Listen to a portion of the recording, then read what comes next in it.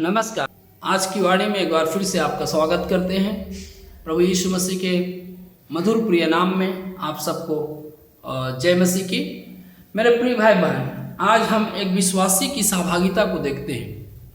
एक विश्वासी की सहभागिता किन किन जगह में होना अनिवार्य है, कहाँ कहाँ पर होना अनिवार्य है। यदि आप अपने आप को विश्वासी कहते हैं और यदि आप प्रभु पर विश्वास करते हैं और एक बिलीवर है, तो आपके लाइफ में, आपके जीवन में कहाँ कहाँ पर आपको संगति की आवश्यकता है, कौन कौन सी जगह में आपको संगति करना जरूरी है, ये बहुत महत्वपूर्ण विषय आपके सामने मैं रखना चाहता हूँ। और आज का ये जो विषय है विशेषकर उन विश्वासियों के लिए है जो अपने आप को विश्वासी कहते हैं लेकिन इन बातों में चूक जाते हैं, तो उनके सावधानी के लिए हैं। तो एक विश्वासी की सहभागिता कहाँ कहाँ और कैसा होना चाहिए। प्रभु यीशु मसीह ने मत्ती रचित सुसमाचार उसका 6 अध्याय 6 और 8 और उस वचनों में हम आगे देखते हैं कि वहाँ पर कहा, प्रभु यीशु मसीह ने कहे कि जब तू प्रार्थना करे तो कोठरी में जा और दरवाजा बंद कर ले और प्रार्थना कर, क्योंकि जो पिता तुम्हारे गुप्त में देखता है वो तुम्हें प्रतिफल देगा। ये जो प्रार्थना है यहाँ पर, ये जो सहभागिता प्रभु यीशु मसीह ने हमें सिखाया है, ये एक पर्सनल, एक व्यक्तिगत सहभागिता है। पहला सहभागिता व्यक्तिगत, पर्सनल फेलोशिप विथ गॉड। हमें अपने परमेश्वर के साथ पर्सनल फेलोशिप करना आवश्यकता है, व्यक्तिगत समय देना आवश्यकता है, गुप्त में बैठना आवश्यकता है, जहाँ पर आप और सिर्फ आप और परमेश्वर होना चाहिए, कोई दूसरा नहीं होना चाहिए, या कोई दूसरा आपकी आवाज़ को नहीं सुनना चाहिए। कहने का मतलब है आपका सहभागिता सिर्फ प्रभु और आपके बीच में हो, इसके लिए आपको एक गुप्त स्थान चुनने की आवश्यकता है। गुप्त स्थान जहाँ पर किसी भी प्रकार से कोई डिस्टरबेंस ना हो, आप गुप्त जगह में जाएं, अपने घर का द्वार बंद करके अकेले में प्रभु से बात करना, या तो और कहीं जाकर जहाँ पर आपको डिस्टर्ब ना हो, किसी प्रकार से आपको प्रॉब्लम ना हो, ऐसे जगह में जाकर आप सहभागिता कर सकते हैं, परमेश्वर से बात कर सकते हैं। क्यों? क्योंकि अकेले होकर जब आप प्रभु से बात करेंगे तो कई एक बातें परमेश्वर आपके मनों में रिवील करेगा, बात करेगा। और जब आप वहाँ पर अकेले में बात करते रहते हैं तो जो प्रभु का आवाज़ है वो आपको स्पष्ट रीति से समझ आती है। और ये बहुत इम्पॉर्टेंट है, पर्सनल फेलोशिप विद गॉड, प्रभु के साथ में व्यक्तिगत सहभागिता या संगति करना बहुत इम्पॉर्टेंट है। प्रभु यीशु मसीह भी अधिकांश समय, बहुत समय वो अकेले में प्रभु से प्रार्थना करते थे, परमेश्वर से प्रार्थना करते थे, और उन्होंने अपना नमूना दिखाया और दिया। मेरे प्रिय भाई बहन, आज ये बहुत इम्पोर्टेंट है, लेकिन साथ ही साथ आगे बढ़ते हैं जब हम अपने जीवन में, अपने जीवन चक्र में जब आगे बढ़ते हैं, तो प्रभु हमें एक और सहभागिता के विषय में कहते हैं, वो है पारिवारिक प्रार्थना होना चाहिए। फैमिली फेलोशिप होना बहुत इम्पोर्टेंट है। फैमिली फेलोशिप का अच्छा उदाहरण एक हम प्रेरितों के काम 10वां अध्याय कुरनेलियुस के परिवार को हम देखते हैं। कुरनेलियुस एक प्रभु का भय मानने वाला अपने परिवार के साथ लिखा है और बराबर प्रार्थना करता था। निश्चय है कि अपने परिवार के साथ में वो प्रार्थना करते रहे। उसी को पतरस भी अच्छे रीति से एक समझाकर, पहला पतरस और उसका जो है 3 अध्याय और 7 वचन में कहते हैं कि वहाँ पर लिखा है, पहला पतरस 3:7 में, कि तुम्हारे फैमिली लाइफ में गड़बड़ी ना हो, तुम्हारे जीवन में कुछ रुकावट ना हो, इसलिए वहाँ पर पति पत्नी का जिक्र करते हुए वहाँ पर कहते हैं कि प्रार्थना का उल्लेख करते हैं, इसलिए कि प्रभु चाहता है, परमेश्वर चाहता है कि हम जो है अपने परिवार के साथ में हम प्रार्थना को करें। यहाँ पर ऐसा लिखा है, वैसे ही हे पतियों तुम भी बुद्धिमानी से पत्नियों के साथ जीवन निर्वाह करो। हम फैमिली में हमको जीवन निर्वाह करना है। यदि आपको और मुझको अच्छा जीवन निर्वाह करना है तो हमें अपने परिवार के साथ में प्रार्थना करना बहुत इम्पोर्टेंट है, क्योंकि यहाँ लिखा है, और स्त्री को निर्बल पात्र समझकर जानकर उसका आदर करो, यह समझकर कि हम दोनों जीवन के वरदान के वारिस हैं, जिससे तुम्हारी प्रार्थनाएं रुक न जाए। हाँ, तो इसलिए हर चीज़ में उनको सहभागिता करो बोल रहे हैं, पत्नी को और अपने फैमिली को हर बातों में सहभागिता करके और समझाकर और उनके साथ अच्छा व्यवहार के साथ में ये अपना फैमिली प्रार्थना होना बहुत इम्पोर्टेंट है। जैसे पुराने नियम में भी हम देखते हैं, यहोशुआ बोलता है, मैं और मेरा घराना परमेश्वर की सेवा करेंगे। हाँ, हम प्रार्थना करेंगे, मैं मेरा घराना प्रार्थना करेंगे। और यीशु मसीह कहते हैं यदि तू उद्धार पाए तो तेरा घराना उद्धार पाएगा। मतलब प्रभु की इच्छा है कि अपने फैमिली, अपने घराने के साथ हम प्रार्थना करें, ये परमेश्वर की इच्छा है। मेरे प्रिय भाई बहन, आज आप और मैं कितने लोग हैं जो संसार में समय देते हैं, दुनिया में समय देते हैं, मिनिस्ट्री में समय देते हैं, लेकिन अपने परिवार, अपने बच्चों के साथ, अपने बीवी के साथ प्रार्थना करने के लिए समय नहीं रहता है। ये कहीं ना कहीं हम भटक सकते हैं, कहीं ना कहीं हम डाइवर्ट हो सकते हैं। इस कारण से इन बातों का हमें ख्याल रखना बहुत इम्पोर्टेंट है। मेरे प्रिय भाई बहन, ये वचन जो परमेश्वर का हमने सुना, ये दोनों प्रार्थनाएं बहुत इम्पोर्टेंट है, लेकिन इस दोनों प्रार्थना को और सामर्थ्य रीति से, प्रभावी रीति से चलाने के लिए या चलने के लिए, या ये दोनों जो प्रार्थनाएं जो मैं बताया कि पर्सनल प्रेयर और family prayer, personal fellowship with God,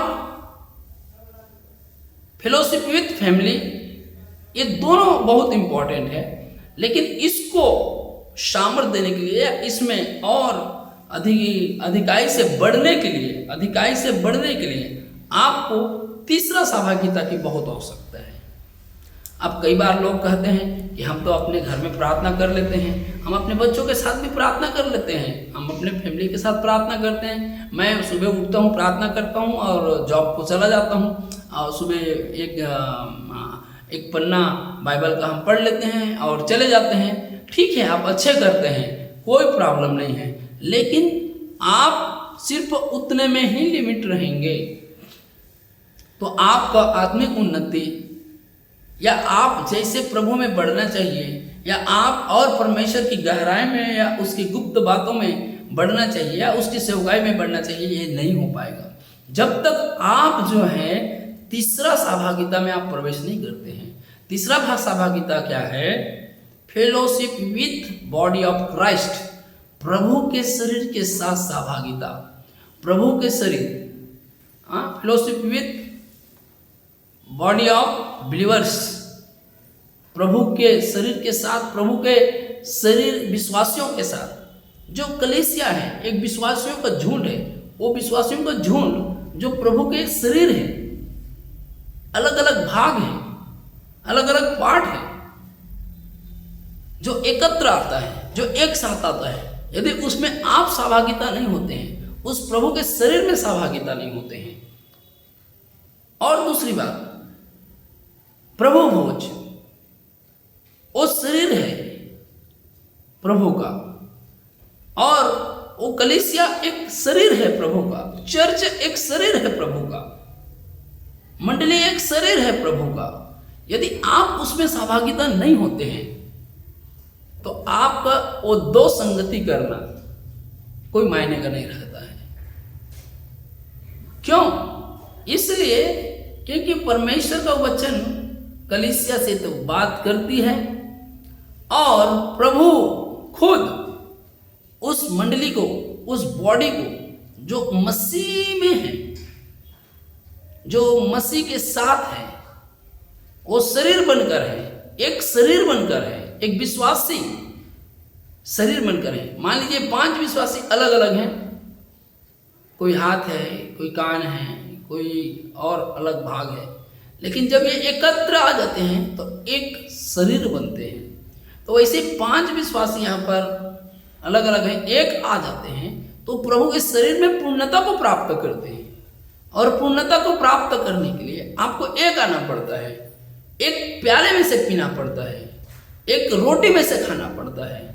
इसलिए प्रभु यीशु मसीह ने कलीसिया को बनाया है, मंडली को बनाया है, चर्च को बनाया है।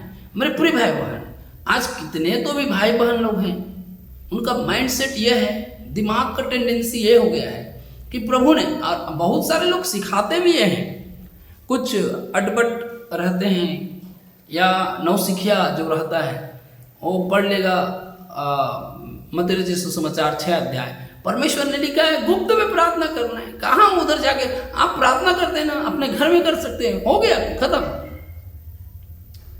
अकेले में प्रार्थना कर सकते हैं, गुप्त में प्रार्थना बहुत इंपॉर्टेंट है, आपको करना ही है।